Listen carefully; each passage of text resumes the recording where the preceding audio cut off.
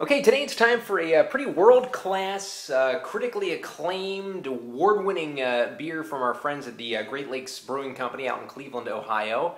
Been a little while since we've done something from them. This is their Edmund Fitzgerald Porter is what it is, and it comes into us at 5.8% alcohol by volume. Now, it has won 11 gold medals in various beer festivals and championships, and we're talking about the big ones, the huge ones. 11 gold medals ranging, I believe, from 1996 all the way to the present time. So this beer is just tried, tested, and true, and it's almost 20 years old. Really, really hard to believe that this craft beer has had legs that long. It's one of the best porters in the world. Many people will say it is the best. It's rated a 98, I believe, on Beer Advocate, something like a 99, or even maybe 100 on Rate Beer. So it's a heavy hitter. It's of course named after the ship, the Edmund Fitzgerald, which docked many times in Cleveland and unfortunately sank, I believe, in 1975 or something like that. But if you look at the cover here, the label art, it's got a picture of a ship on it, and I don't know, just when you think of ships on the high seas, you think of dark beer.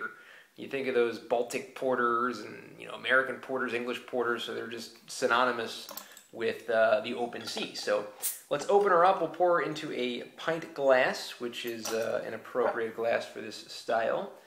Very dark, kind of that motor oilish pour that we come to expect from these darker kind of porters and stouts and American Imperials, or Russian Imperials, I should say, and American Imperial Stouts.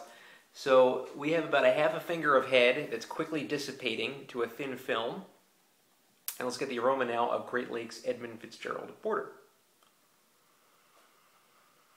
Definitely getting a more chocolatey aroma, not getting too much of the tones of coffee, which maybe I'm getting a very slight hint of coffee, but chocolate kind of flavor is overwhelming the aroma, I think, in this beer at first sniff. Now, a lot of beers, as I mentioned, will have a strong kind of coffee smell to them in this style. This one kind of does a good job of subduing that, so that's something that you don't really see very often. Maybe Founder's Porter might be another kind of example of a beer that had that kind of tone to it as well, if I remember, and that was quite a while ago that I reviewed Founder's Porter. So let's get the taste now of Edmund Fitzgerald.